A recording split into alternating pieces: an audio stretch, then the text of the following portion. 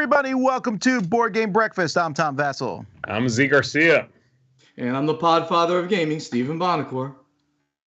And we have a guest with us today. Todd, welcome to the show. I'm the Toddfather of gaming. Yes. Yes.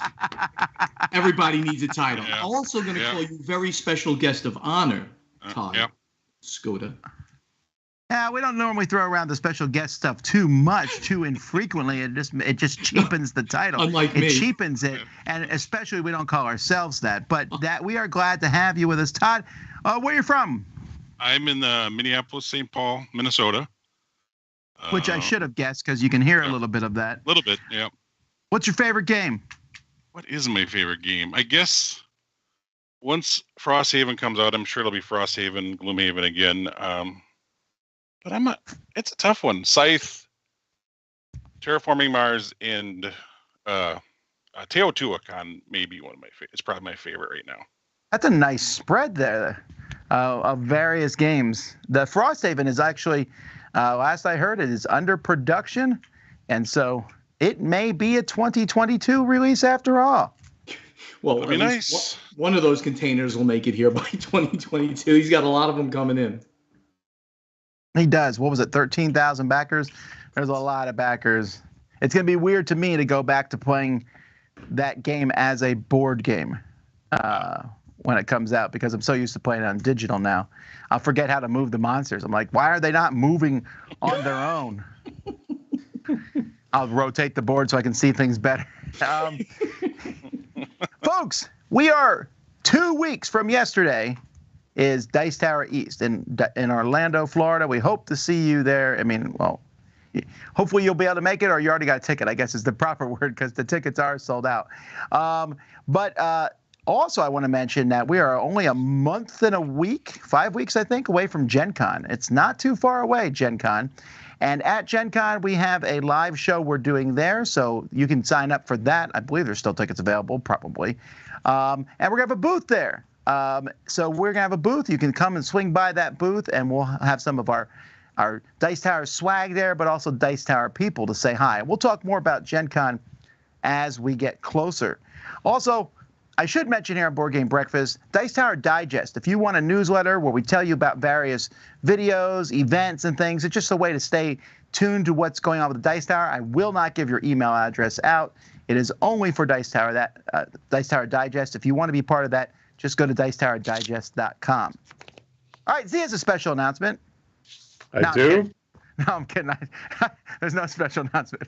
All right. So I guess we'll keep going. We'll be right back. Happy breakfast, everyone. Today I'm going to talk to you about Unmatched Marvel. And it's kind of no surprise, I very much enjoy these sets because I enjoy Marvel and I also enjoy Unmatched. That's a very good harmony for me. But one question I do hear asked quite a lot is, are these worth it compared to the other Unmatched product line? Because you've got boxes of 4 heroes, 2 heroes and a couple of like the standalone heroes. Now these are priced actually slightly higher often than the standard 4 hero boxes, and there's only 3 in each of these. So you are definitely taking a little bit of a Marvel hit because of that. You know, that licensing that they've clearly had to pay for has come back to bite the players a little bit because you're getting less characters. But they can still be played with 2v2 character-wise as long as you've got more than one box. And they fully merge with the rest of the Marvel, the rest of the Unmatched line, sorry. The boards are pretty cool with items on them. That's something we've not seen before. And if you have both sets, the items can be sort of mixed and matched between the two, that's another pretty cool thing.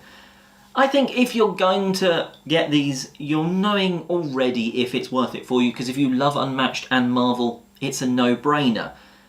I would say maybe if you're not a huge Marvel fan though, maybe just go for one of the sort of the other 4 character sets. Maybe the Cobble and Fog one, or even like one of the Battle of Legends boxes. Because you're going to get 4 characters, it's just that bit more variety if the people, the characters, the heroes aren't grabbing you. They're amazing and fun though. So don't be put off if you love Marvel and Unmatched. And until next time, enjoy the rest of your breakfast.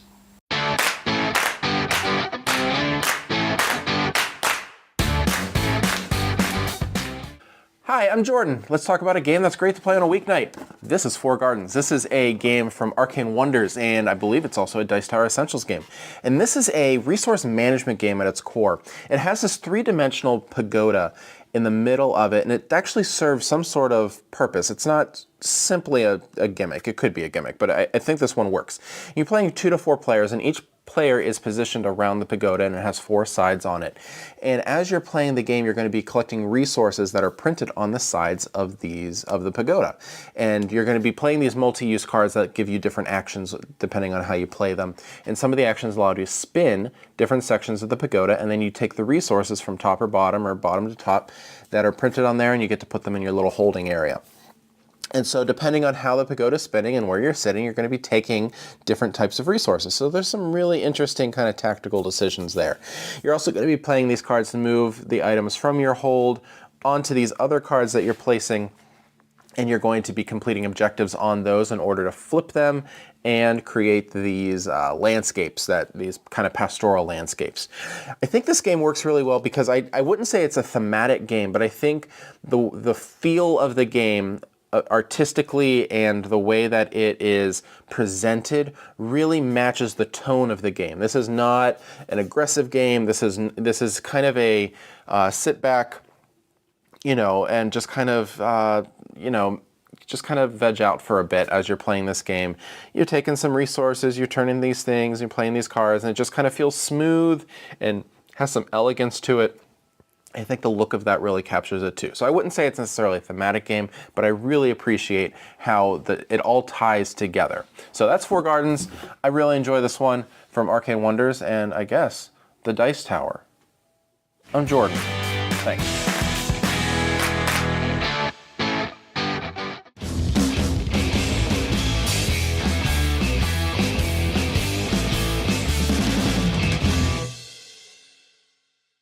All right, folks, welcome back to a game show. We have Todd versus Steve versus Z.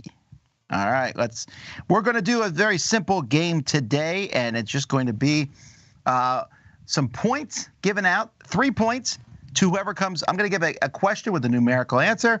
Whoever comes closest to that answer gets 3 points without going over. Whoever gets second closest to it gets 1 point. If you all go over, then the people get 5 points. All right. Oh, so the people are playing too. Okay. The people are always playing. So these are just different things I found. We have a theme here. Let's start with NASA. Now, I can't tell. Well, don't get too excited. I can't tell if this is true or not. I've looked it up, and as far as I can tell, it's true, but it might be an urban legend, but it doesn't really matter, that NASA had astronauts in training watch the movie Armageddon. And the reason they had them watch the movie Armageddon was to find as many mistakes in the movie as possible. So my question to you is, according to the various sources I found, how many errors about NASA are in the movie, the critically acclaimed Oscar-winning movie, Armageddon? Okay, so we're going to start with Todd first. Do we need Will to you give your answer? Do we need to have an answer, Tom, before other people answer? Probably. No. Oh, that's true. Yes. In fact, that's true. Have your answer in your mind because I don't want anyone to do one below the other person. Right, so you have to have your answer ready. Okay. Does Ben Affleck's acting count as a mistake? I like this guy. Billy Bob Thornton. It's his crowning moment in a long storied career. Even he was not good in that movie, which is really sad because he's great. First of all, I don't hate the movie. I think the movie is fine. It's popcorn flick, but really popcorn. All right, Todd, you got a number? 175. 175. All right. Mr. Bonagor? 127, and I'm sure I'm low. Okay. Z? I said 211. Yeah. 211. It could be everything. It could be the way they walked out of the building. Alrighty. Well, yeah, I don't actually know all the errors. I think one of the errors is banging on equipment in a space station is not going to suddenly make it work. But anywho, the actual answer is 168, which unfortunately put Z and Todd both over and gives Mr. Bonacor the 3 points to start off the game. So this is garbage. After beer, NASA might be my second go-to category. I just want you to know that. Well, speaking of space, we're going to continue in space here for a bit. I want to know that. Well, I don't think it helped in that last one. So, I think the number I found was as of 2020. So, it might change since then.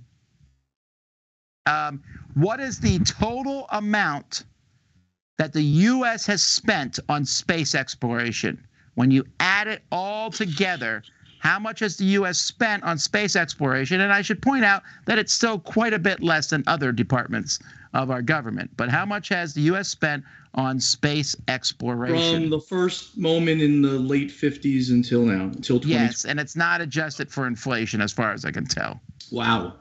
So you're going to be answering first in just a second, and after you will be Z, and then Todd, you get the third answer today. So how much has the U.S. spent on space exploration? I'll give you a hint. It's more than $100. I'm changing my answer. It's a lot of money. Like, oh no. Is this funny? It's real. How much does it cost to fake the moon landing is really what they're asking. Yeah. How much are they spending on Area 51? I do not know. I think, does that count as space exploration, though? Well, you don't know. They might have brought some aliens back. I don't know. All right. Time is up. Mr. Bonacor, what do you got? Yeah, it's.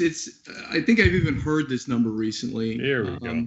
No, I think, dude, I go to the Kennedy Space on a regular. I think I've heard this number. I might be over, but I'm going $2.1 trillion. All right, 2.1 trillion. All right, Z, what do you got? I said $29 million. Just okay.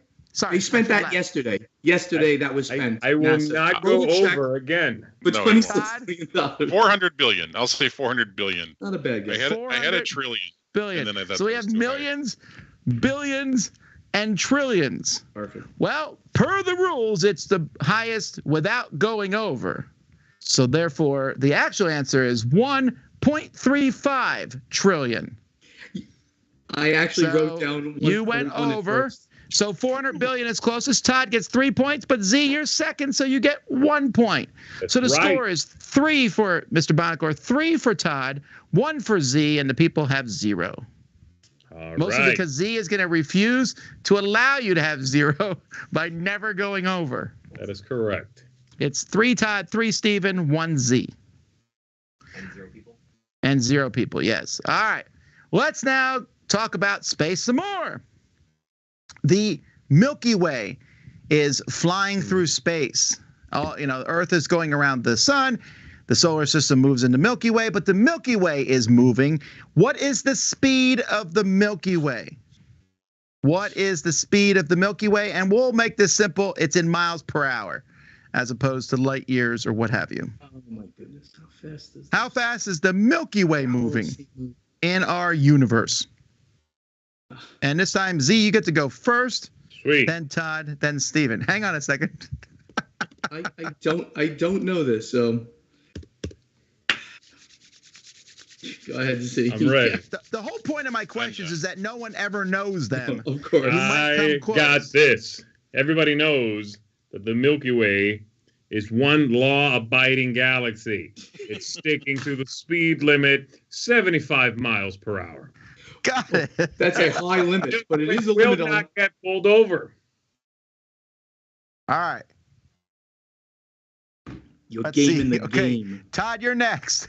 I'll say that they like to drive in the left lane, so I'm going to go 400,000 miles per hour.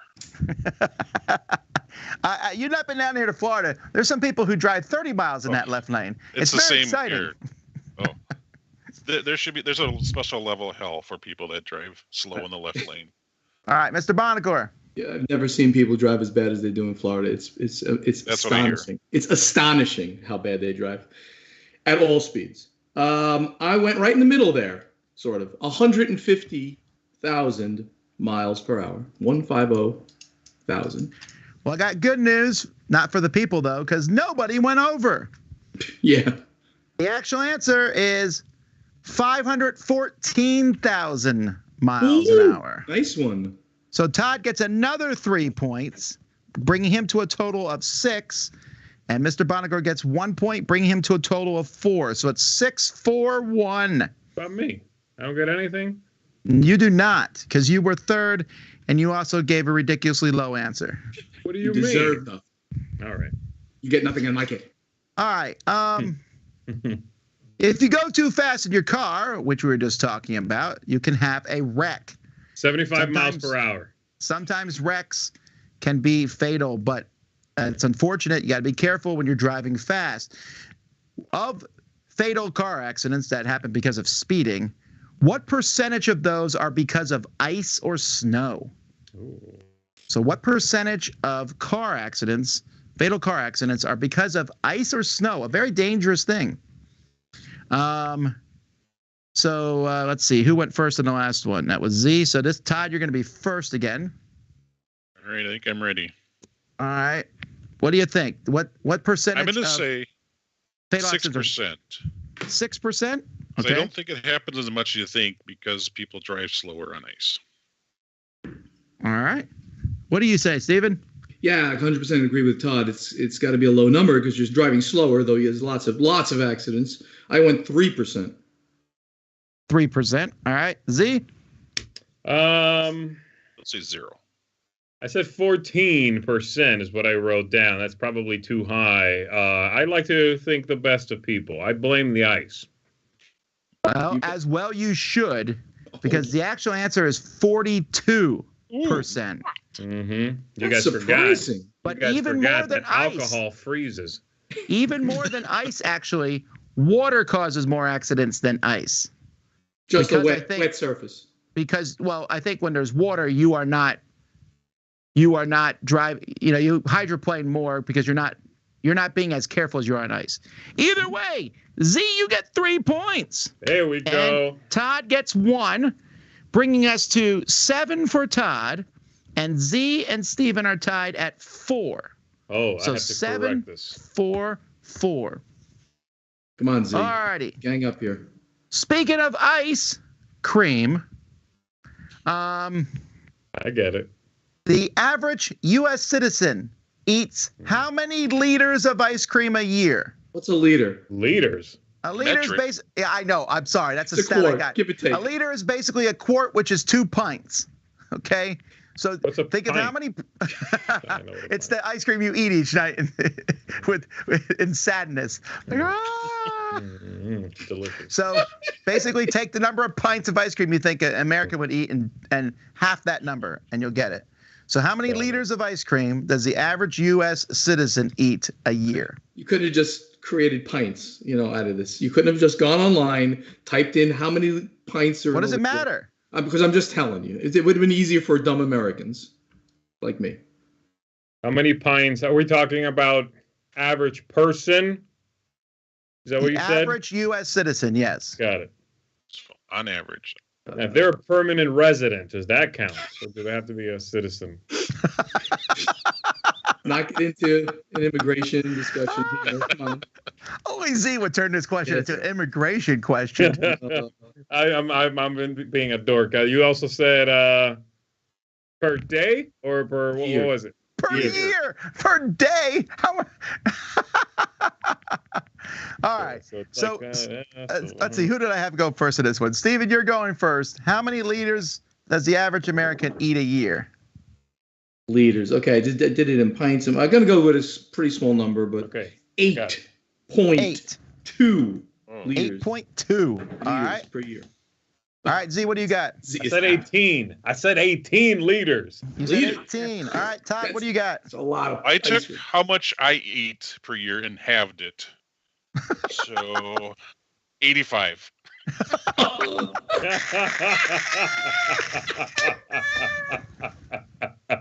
I like this guy. That would be okay. So you're saying you basically eat a pint a day. Yeah. No, actually, I gave up ice cream.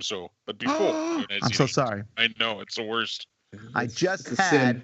for Father's Day. I got a pint of Jenny's ice cream, of the gooey butter cake, which is one of the best ice creams on the planet Earth. It might be my favorite ice cream of all time. It's very good. How much, All right. Never had here's the Jenny's next in my question. How much did NASA spend on Jenny's ice cream since their inception? Wait, you've never had Jenny's? Is that life. Origins? I know, but I just stay away from it because I'm trying to stay.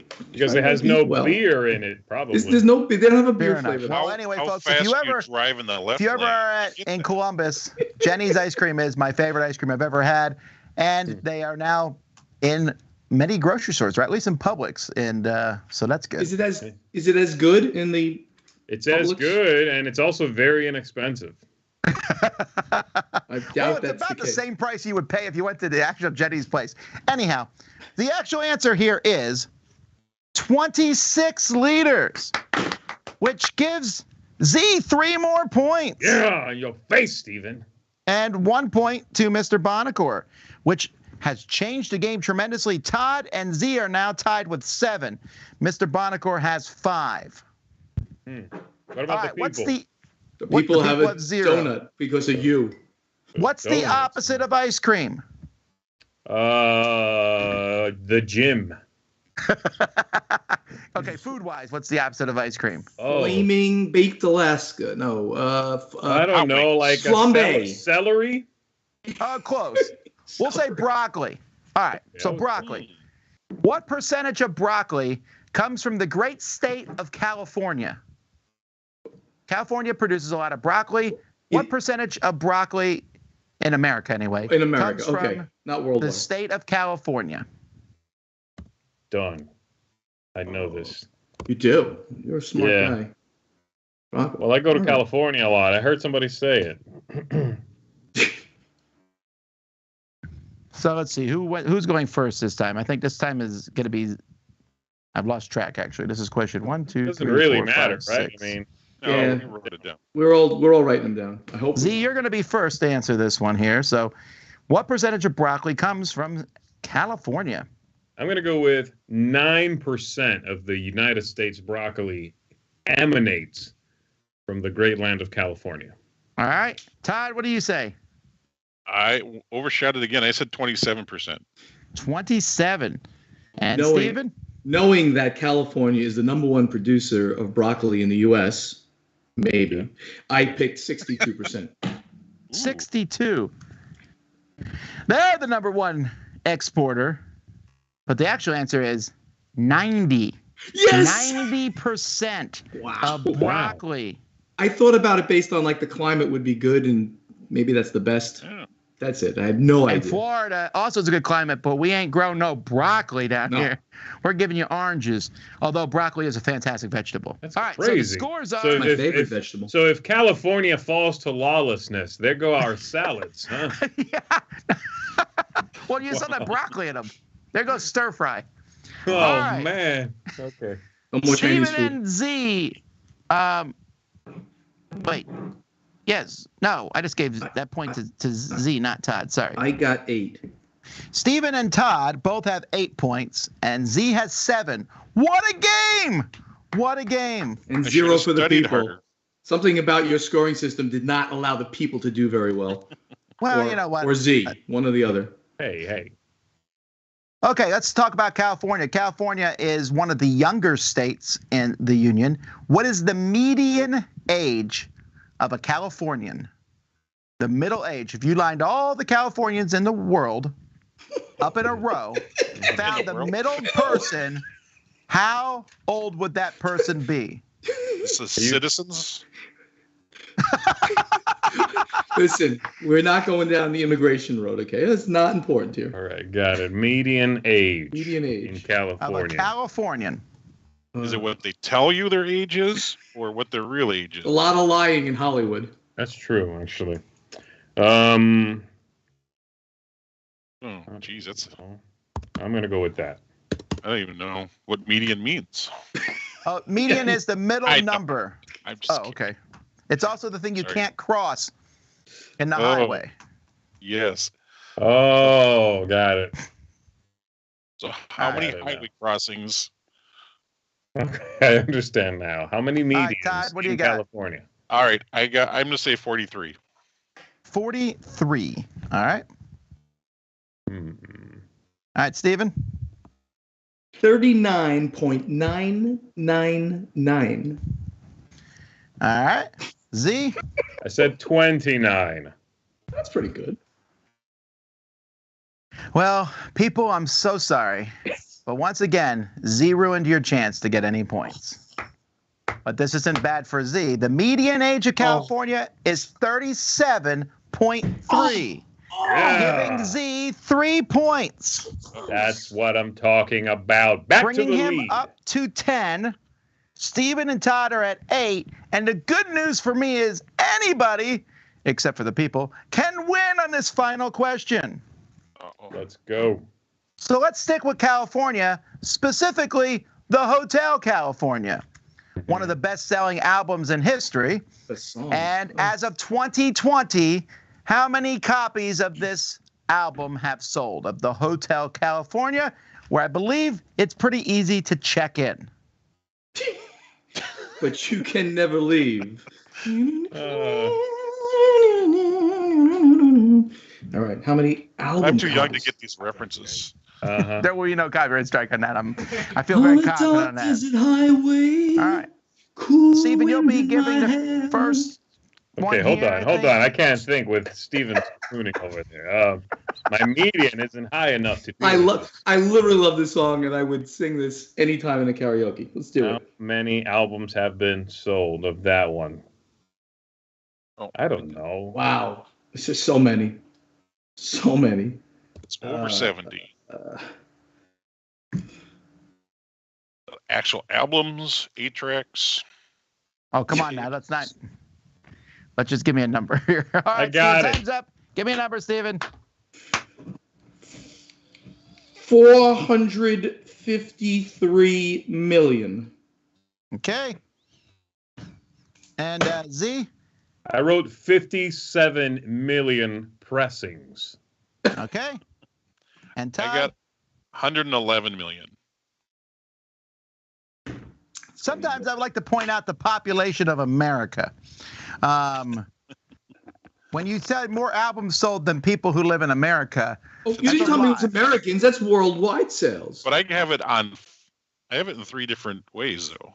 All right, Yeah. fair enough. So it doesn't matter. The actual answer is 32 million, which means the people get 5 points, and Z Look at them. Z ones. coasts into the Coasts. victory. That's BS and a half. Oh, that's so wrong. Hotel California for everyone. Congratulations, people. You're still in 4th place. Alrighty, folks, that is our game for today. Wait. But Z has a special announcement. Z? I would like to let everyone know that the Eagles are getting back together. We'll even be resurrecting the ones who have unfortunately passed away. Glenn Fry. On next week's show, right? Yeah. Yeah. Todd, Coming soon. thanks so much. First Thank for you. back in the Dice Tower and for coming on the show. We really appreciate it. Thank you much. All right, folks, we're going to be back in a bit with the news. See you soon.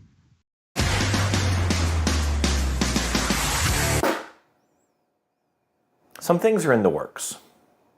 Hey folks, Jeff here, and if I had to name this segment, it'd probably be called something like Jeff Eats Crow. See, if you remember my top 10 things and stuff series from earlier this year, I mentioned that my biggest surprise of 2021 was the game Meadow, and to recap, it was a game that I had no interest in playing based on first impressions, but then some new friends I met at the Dice Tower Retreat dragged me kicking and screaming into a game, and ended up having a great time. So a few weeks ago, my family and I took a little cabin in the woods vacation, and I brought Meadow because I'd actually heard that it was a pretty good game to play solo. And once again, Meadow reminded me to never judge a game based on its table presence. Meadow always feels just a bit tense as you're racing to grab the cards you need, or at least think that you need, while also trying to score some extra goals before your opponents do. The solo game of Meadow replicates this tension very well. In between your turns, you'll draw an action token of the 3 player colors you aren't using yourself. You match the color and then the number of the token to this solo board you set up at the start of the game, and place the action token in the space depicted, or the closest space clockwise, and give the corresponding card to the AI. Now the AI doesn't score goals, but it does score every card it draws automatically. That means you're cheering when it grabs one of these 0-point ground cards, and cringing when it gets a juicy 4-pointer. You only have to score more points than the AI to win, but there's also a scoring tier to provide secondary goals to aim for. I played this game solo 4 or 5 times on our vacation, and I can now tell you that it is one of my favorite solo experiences of my collection. And now for just a little bit of bad news. You see, for the past year and a half, you've seen me do videos in this room in front of this wall of games, and I realize this is a little cliche nowadays, but frankly, it's really all I've had to work with. Unfortunately, the wall of games doesn't look like this right now, because it looks like this. That's right, folks. Thanks to a landlord who's raised our rent 24%, we have to pack up and get out of here. So I might be incognito for a little while. Luckily, we've got a new place lined up, and I do think you're going to like what we've got in store for you there. But until then, and for the last time from this room, cheers.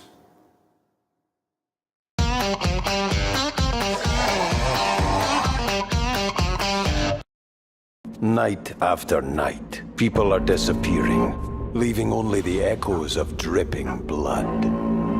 Assalamu alaikum. Enemy of My Enemy is an add-on mission for Gloomhaven Jaws of the Lion available on the BGG file section. It has been created by using the Gloomhaven content creator files, so that does mean that you will be able to have a printable map using the original Gloomhaven tiles in the game. It comes with a story of its own. It actually adds directly into the campaign of Gloomhaven. So after the explosive event that happens in the Gloomhaven Jaws of the Lion game, you will be able to unlock that story event or a new mission. You will be able to go there and kind of find a temporal or time paradox that is happening at this weird location, and then play through those enemies. Even though the objective is kind of simple, that is kill all the enemies, but still, if you're looking for something, one additional mission which will let you add a little bit more XP, gain more abilities before you go on to the remaining missions of Gloomhaven, then that mission nicely just goes right into your base Gloomhaven game. So look for Enemy of My Enemy mission on BGG file section under Jaws of the Lion. That's it for me. Happy gaming.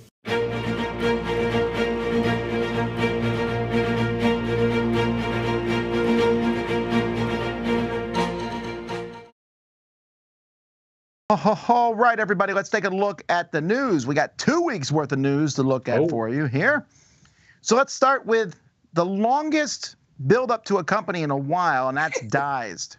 Because Dized has been pushing their wares for 6+ years now. What they are is they are an online, well, like an app.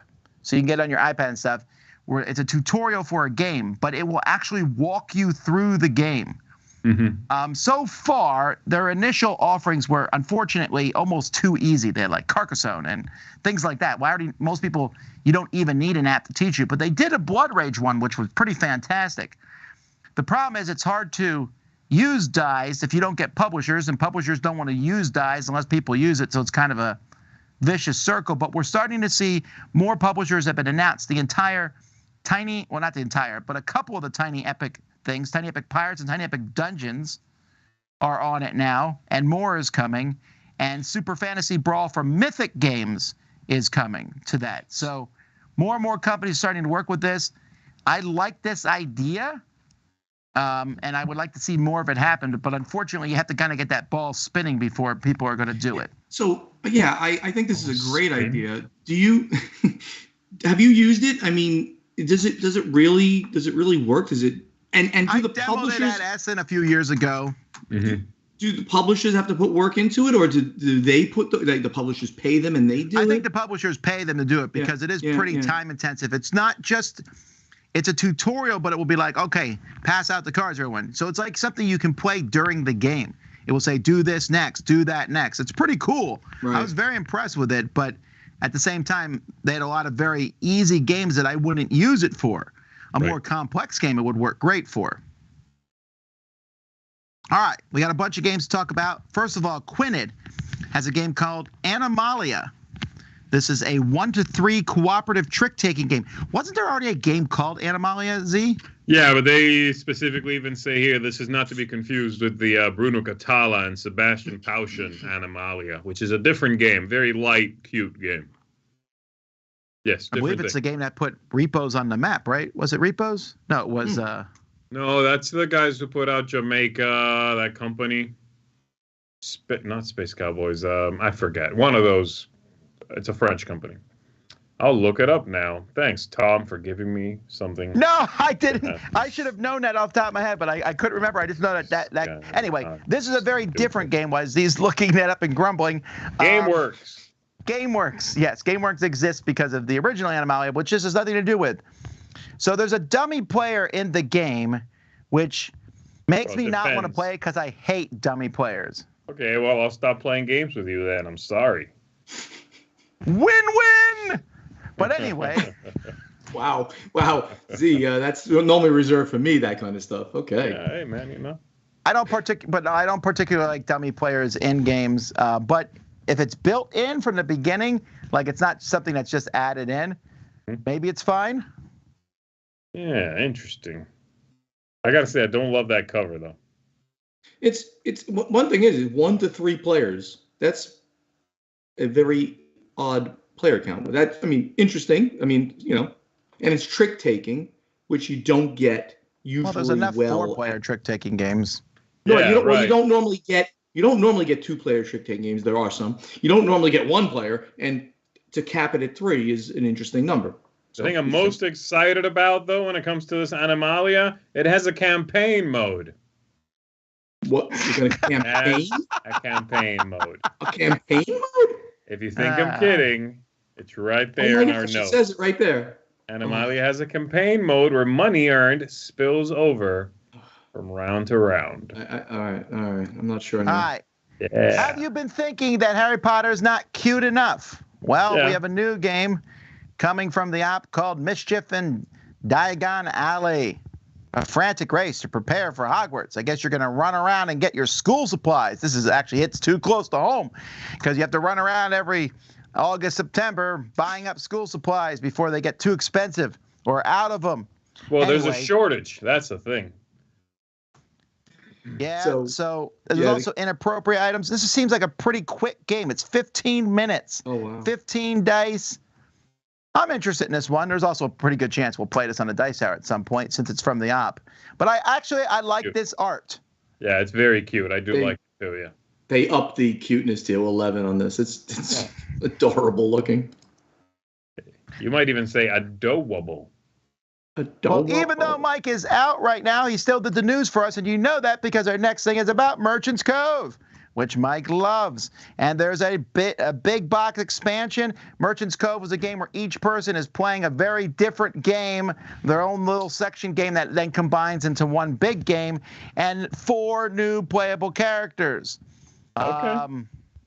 They have not done a release thing, but I'm assuming it's going to go to some sort of crowdfunding. That's actually a pretty cool cover. I like the color palette on it. Yeah, it's really neat, and it's a little wagon being pulled by a cute dragon-like creature. Very cute. I mean, it's not Harry Potter cute, but it's cute. All right, we got a new game coming from Pegasus Spiel called Kuzuka. I hate that name so much, but this is from Leo Calavini. Man, that's 2 strikes, and it's 2 to 6. You are a mean man, sir. I'm sure Leo Calavini is a really nice guy, and there's a couple of his games like Vabank that I love a lot, but for the most part, not a huge fan. Although this really looks a lot like his game Atlantis. Yeah, he's a track lover. He's got Cartagena and then Atlantis. He's done a few games that are all about sort of following a path. Yeah. It doesn't say, I'm looking it up on Board Game Geek. It doesn't say it's a reprint of Atlantis, but boy, that sure looks that way. And with this game, if you want, you can play Candyland as well. No, You're you trying can't. to But escape out of a looks like you zoo. can. Actually, what's his other escape? What's that game called? What's The the other pirate one? one. Cartagena. It's Cartagena. Yeah. I don't know. It might be good. I like the board and the cards. I think that looks cool. I don't like the cover that much, but everything else looks pretty cool. That Those animals are lion, by the way, if you little do creepy. a zoom in on that lion's face, that is pure nightmare juice. That's a wise old lion. He's smoked a lot in his life, though. He's know. a chain smoker, and definitely. I'm telling you, when he roars, he coughs afterwards. You know what I mean? Alrighty. Holy Grail Games has a new game coming called Railroad Madness. Z, I know you're in for this one. It is a real-time dexterity and train board game. Oh boy. Okay. Oh, okay. 18X no. All right, I'm actually a little interested. You're just moving trains on a track as far as you can, and you're going to push or flick your trains across the tracks. Flick. I don't know. This is done by the one of the creators of this. Also designed the pirate board game Piratoons, which is a really funky game in which you're flipping a board. And Dreams game, and then the other designer created the game Potomac. I don't know that, but who knows? I do like Holy Grail Games. They make some good stuff. So, Yeah, and the production looks pretty cool. It sounds like something that I could really like or not. You know, and Z's gonna hate just straight out the gate. I might love it. That's the thing, but I doubt it. Doesn't sound like my kind of thing. But if nothing else, it sounds very much like its own creation. We'll see. We'll see. All right, we have a new announcement from a game called Atlas Lost: Rise of the New Sovereigns. Yeah. Wow. Now this, when I saw this picture, I'm like, oh yeah. Then that's all we have really is this picture. We don't have too much more. That's an amazing cover. Yeah. Yeah. I love it. It's a tech tree resource management civilization game. And you're going to combine 3 of 5 available techs. They do different mechanisms, and you're trying to score 30 points. It even sounds interesting, but yeah, you're right. That's a cool cover. I guess we'll find more about this. I wonder if it's going to Kickstarter. I don't know. It's from Tactical Games. I want to see what the rest of it looks like. You know, Yeah. I want my hands in that box. Okay, well. Hey. All right. Well, these folks didn't have enough money. So Exploding Kittens has decided to make zombie kittens, and blah blah blah blah blah. Whatever, it's zombie kittens. I mean, let's not pretend it's anything other than it's going to be some spin-off of Exploding Kittens, which I actually don't think is a terrible game. But yeah, it's a game with a market. This is a game with a market, and they're going to make a lot of money on this again. Absolutely. What do you mean they're gonna make? Again, on this new one, okay, they're going to make again a ton of money. Is it going to be on Kickstarter again? This is the 7th version of Exploding Kittens. I don't know if it will be on Kickstarter or not. That might be, who knows? It might be direct to Target or something. They have a lot of this company's stuff is in Target. Oh yeah. All right. Cool. Joan of Arc, another name for the Orleans Draw and Write. The original game was a bag builder, and now we have a roll and write. Basically, not a roll and write, the draw and write. Yes. You got to get it right and right.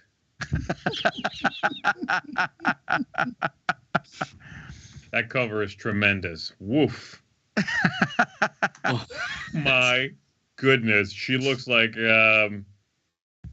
just a shapeless bag. I mean, I'm confused as to what I'm looking. It's like a weird castle. She can write her name without looking at it.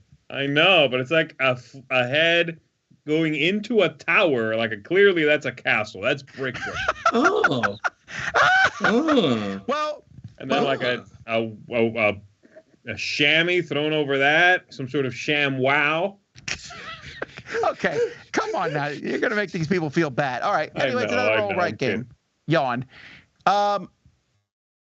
Next, we have Plant It. by Phil Walker Harding. This is coming from Buffalo Games. It is a really pretty game, a very light game, and good news for you all. If you're wondering how this one plays, we're actually playing it live here in the Dice Tower next Tuesday. What? So, Nice. I got to tune in for that. Is Buffalo Games the maker of like Nuclear War? I mean, those Buffalo. That's Flying Buffalo. No. That's Sorry. Flying Buffalo. Right. Sorry. Buffalo Games has been around for a while. They kind of dipped. I didn't see much of them for a few years, but they for a while they made a lot of party games. In fact, Faces was one of their party games back in the day. Yeah. Imagine If is probably their best-selling party game, I think. But they did a lot of party games. They've now kind of branching out, and I've only briefly looked over the rules for this one, but it looks pretty fun. And this is already available in Target. Well, not at the Target I went to. I was excited. I went to Target this week. I was like, let me go see what new games they got, because they usually have a slate of new games in June. But either our Target didn't care, or I went too early, which happens occasionally, because there was nothing. Or Kenny's been there also. Oh, Kenny! All right. Micro Macro, Crime City, all in. So I believe this is the third game here. This is a big Where's Waldo style game. If you never played it, won the Spiel des Jahres last year. And you just look through there and find a crime that's been done. I really like this. Last year, they came out with Full House, and this is the third of the line. I don't know that there's any difference here, really, other than it's just another game in the series. Because looking at that picture, it looks pretty much the same. I mean, I think that's fine. They could keep publishing these for 20 years. Yeah. I mean, this big seller, and they can, as you said, can keep doing this. They're just going to create different little objects on this very hard to find, paper. So yeah, this is a great thing. In this box, all the crimes are equestrian themed. That's the main difference. You killing horses? Come on. Somebody stole a horse killed some guy. You're gonna find a horse's head in your bed now. Oh. All right. A Village, a very popular game that came out and won the Kennerspiel in 2012 from the Brants. There's a big box version coming from Eggert Spiel.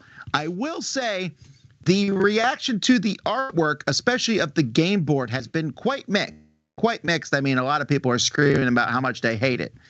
Since I'm not a huge Village fan, don't care. But our resident Chris did not care for the art, and then he made me zoom in and look at the board, and I was like, oh yeah, that doesn't look that good.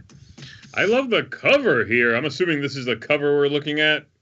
Yeah. That's gorgeous. I really like that. So I don't know what Chris's beef is. No, it's with the board, not with the cover. Oh, okay.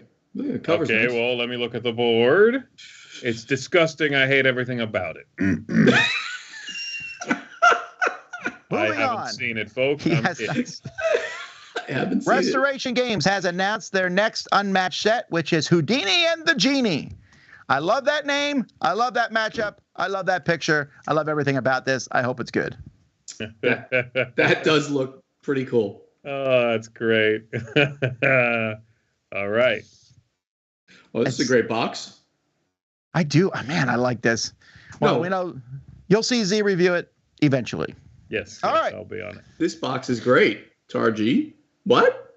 Targi, sorry. The 10th anniversary is happening, although the game feels older than that. But anyhow, there's a bonus box coming, which is going to have wooden tokens to replace the good tiles in case you didn't already replace them with the Board Game Geek stuff. Then there's 2 modules with stuff in them and solo mode. I have to say, of any game I don't want a solo mode for, I think this is one of them. Yeah, I'm curious. I'll probably, and if this comes out in English, which I'm not sure if it's, I don't know how that's going to work out, or if it's even going to matter. It I guess will matter for the cards. I'll get it, probably, if I can get my hands on it, but you're right. I'm very, the bids it's a little late for the updated bids, considering the thing's 10 years old, and there are officially licensed nice Bakelite bits. The extra stuff seems a little meager, right? I mean, 6 new edge cards, some new action cards, okay, and then solo mode. I don't know, but this is just a little celebratory bonus box, so I guess that's all right. I mean, please tell me this is not the final box. This can't be. I'm pretty sure it's not. No, Okay. no. I mean, it's I'm just not looking at showing this and I'm color. like, what? All right. I will not talk about it then. All right. So we talk about the Spiel des Jahres a lot, and the Spiel des Jahres award, the winner of that will be announced soon. It's normally announced sometime in June, but maybe I missed it. Well, I haven't missed it, but maybe it's next week. But they always announce the kids one first. So the Kinderspiel des Jahres, to the sadness of Wolfgang Warsch, who had 2 of the 3 cup games, both of his did not win. The other one won. So he split the vote, and Magic Mountain won. So I had the privilege of interviewing Alex Yeager, who now works for Amigo at Origins, and they were all excited about this game, and he demoed the game for me, and it's really a cute game, really great for kids, and adults could play this too. There's kind of a mode for that. It's gravity based. But they won't.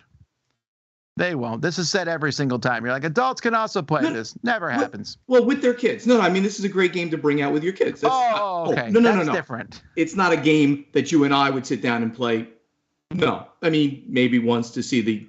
It's a cool thing. It's gravity. The marbles start at the top, and they stop when they hit the witch. The good witch. You had me at marbles. Yeah, you had me at marbles. It's a really clever mechanic, and you could play it. You could gamify it, so to speak. There is levels to make it a gamer's game. I doubt it's going to be a popular gamer's game, but check this out. It's if you a get a kid's chance to game. look at this.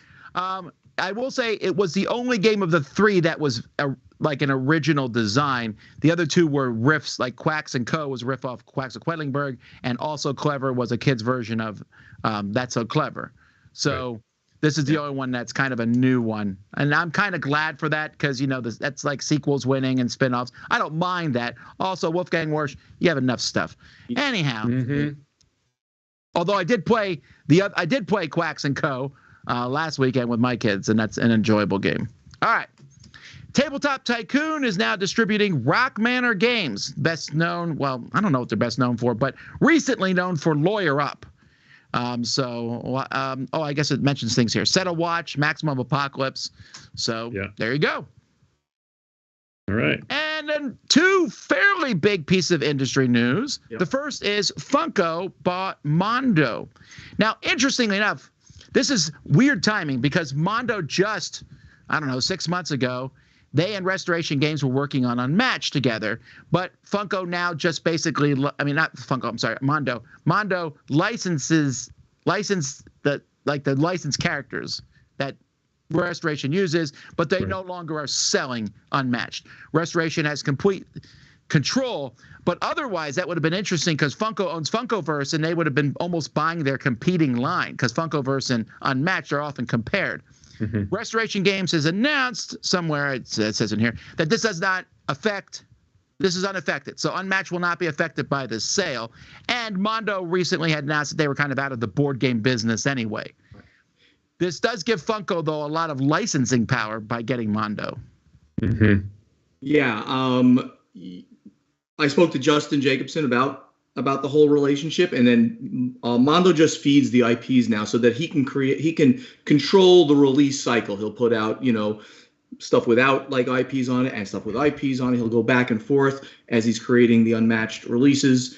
I think this is going to be great for Funko because they'll be they already have licensed stuff. They just coming out with the Jurassic World game that was on Kickstarter. So I think it's a really good thing for Funko. All right, and then the biggest news of the week by far is BackerKit is now getting into crowdfunding. So BackerKit was the first well-known pledge manager for people using Kickstarter. Since Kickstarter's pledge manager sucks, terribly, and they've never bothered to even remotely make it better. And if you're from Kickstarter watching this, I've already told you this several times, and you know it. And I've said for years that Kickstarter should buy BackerKit and use them. And I was like, why did it didn't happen? Well, that's because BackerKit's now going to go head-to-head with Kickstarter. Now, they're not the first company to go head-to-head with Kickstarter. Indiegogo did so to not great success. Indiegogo's main income now comes from running campaigns post-Kickstarter. You're done with Kickstarter, you can keep running your campaign on Indiegogo. GameFound is going up against BackerKit, but GameFound is being very specific. They are working only in games, which is the number one thing on Kickstarter, but Kickstarter has a lot of stuff.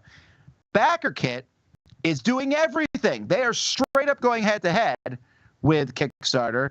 And not only that, but they're flexing as they come in, because their number one project, the first project they're going to have, is from Cephalofair, the miniatures for Gloomhaven, and they listed like 30 companies that have agreed to work with them, including Restoration Games, including Whirligig, Thunder Leader Griff, Games.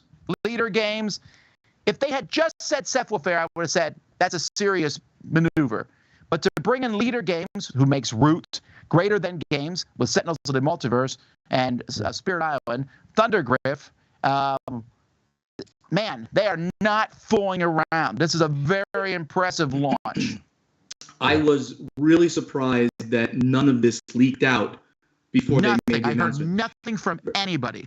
Again, at Origins, I was speaking to Justin Jacobson, Restoration Games, and he said, we've got this big announcement that's happening on Monday or Tuesday of this coming week. I'm like, you don't want to announce it at Origins? He goes, no, we can't. It's a big announcement. You'll hear about it soon. And when this came out, I was blown away. GameFound has already stolen, air quotes, 15% of the games off of Kickstarter. Now we have a third company, and they've announced all of these fairly significant companies who are putting major IPs there. So Restoration is putting their next Return to Dark Tower. You just mentioned Cephalofair is putting their minis for Gloomhaven, right? Yeah. So amazing that they've got all these people simultaneously to agree to move to their platform and bring all their big IPs. I'm really surprised. It's almost like I don't know that we need a third one, but Now wait, competition's good. Competition is great. That's where I was going to say. Competition's great. It makes everybody better. I'm very happy to see this. It's now Kickstarter. Who knows? Could be the worst place to run a game, or the least good place, maybe. I mean, you know what I'm saying? Because they've got there's so many negatives about using Kickstarter. This might be the right place. GameFound might be the right place. It's going to be a very interesting story unfolding over time. Yeah, we're going to watch this and see. I went and looked all through their site. They have a nice kind of kit, but one thing that I was looking, they kind of have dates for a lot of this stuff, but it's really spread out. Even though they have all these companies, they're like Leader Games or what, I don't remember which, but they're like, oh, this is coming Q4 of 2022. Oh, we're coming early 2023. So I feel like it's going to be similar to GameFound, because GameFound kind of stretched theirs out over a year before they opened it up to the public. BackerKit also has a really great end user experience. When BackerKit is part of a happy, because it's so easy to jump in and out. Right. Yeah, I mean, this is just going to be a real win for gamers. I'm gonna put it that way. I think for anything, it's going to hopefully be a real seamless front to back, working with one company right through to the end. I can't see a negative about this. I'm excited to see. And by the way, their kind of launch is right at when companies do their most project launches, right early in the year. The January and February, March timeframe is like the prime launching time. So that seems like when everyone's going to be putting up games. Hopefully, we don't have too many games all at the same time just because of this. I think that's going to be interesting to hear. All right. We'll have to wait and see. It's going to be interesting either way. I don't think GameFound is excited about this, but at the same time, I think Kickstarter's they've got to feel this at this point. They've got to sit there and go, you got to make some changes. You got to make your end user experience. I mean, will this finally persuade them to build a better pledge manager? I mean, they've got the money. You've been taking 5% of every project for the last so many years. Kickstarter is so big. I mean, it is tremendous amount of money that they make, and the fact that their platform looks like a bulletin board from like the 70s, if you know what I mean. It's just badly done on every level. But they became, because they were first. Why they didn't pump millions of dollars into building a robust platform that has a great user experience, no idea. So I think they could become the number 2 after this is all said and done. Well, we're going to wait and see. I mean, even though this is a strong, Backer Kid has to now prove itself. This is a great thing. This is like when there's a lot of big companies, though, that have shown up and said, we're starting an alternative to Facebook that didn't work. Sure. That's happened before, so that doesn't mean it's going to work. Sure. By the way, I'm looking for people to add to my Google circles. I need friends on MySpace. No, that's a different scenario. MySpace was first. Google circles, yeah. I'm talking about things that tried to be a competitor from a company I thought could do it, and it just didn't work. So who knows? I hope it does, because it's good for the consumers. Anyway. All right. Let's keep going. That's the news. This is a segment where we take a look at a board game based on an IP. I tell you if the IP and the mechanisms match. Today we're going to look at the Jello board game. Let's take a look at it. I'll tell you if they match.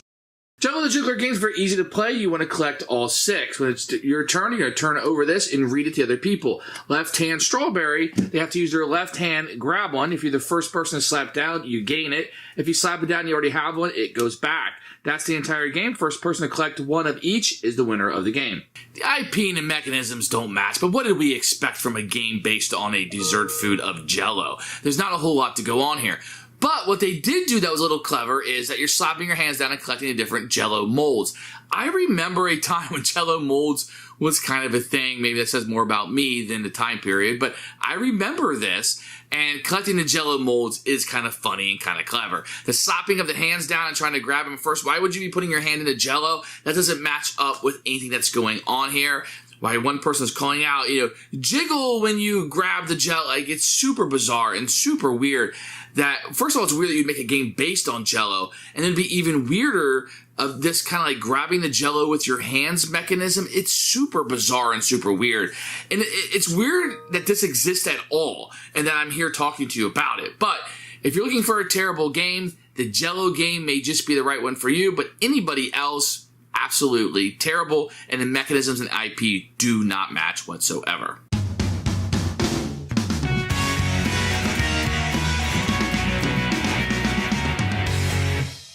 Hey there everyone, it's Jen, the board game librarian, flipping some pages and pushing some cubes, a nice segment from the page to the table where I pair books and board games together. This week I'm featuring a book that I shamefully never read. I read it because of the game. And you'll see what it is, but it is Alice in Wonderland by Lewis Carroll. I just had never read it. So I listened to it on audio, which was not a bad way to listen to it, but this is kind of this classic tale of Alice who goes on these adventures and encounters the Queen of Hearts, the White Rabbit, and it's, let's be honest, kind of a trippy adventure that she goes on. And it's a story for children, so you can scratch your head about that as well. But I read it because I had a copy of Wonderland's War sent to me by Skybound Games. 2 to 5 players, 25 minutes per player, age 13 and up. This is a Ben and Tim Eisner collaboration, and it's my favorite game that they have done so far. We love Tidal Blades in our house and Grim Forest, but this really is a great game. You are one of the characters from Alice in Wonderland, and in the 2 different phases, you are looking to collect cards and Wonderlandians, put people down on the map, area control, and other things going on. Yes, no one wants to be part of this video. It's great. It's fine. The great artwork on this as well, and great production. It is on the long end, so it might not be for every group, and it's definitely heavier weight than you might expect. But I think if you like Alice in Wonderland, this would be a great fit for you. That's all for this week, friends. Happy breakfast.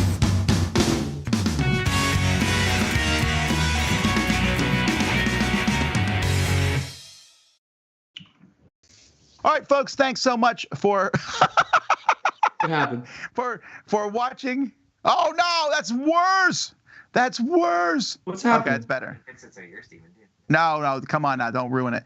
All right, folks, thanks so much for watching Board Game Breakfast. I apologize for the double vision there, and I know that was probably one of the worst experiences of many of your lives, but we're glad you watched. Oh, Thanks so much for watching the news, and thanks again, Todd, for coming on for the game show. Folks, at 2 o'clock today, the A-Team is in here with their top 10 unique ways to use dice in games or something like that. What's it called, Roy? Ooh. Top 10 clever uses of dice in games. Games with cool dice. Oh, cool dice. Anyway, that's at 2 o'clock. We'll see you then. Until then, I'm Tom Vassell. I'm Z Garcia. Stephen Bonacore. Have fun gaming.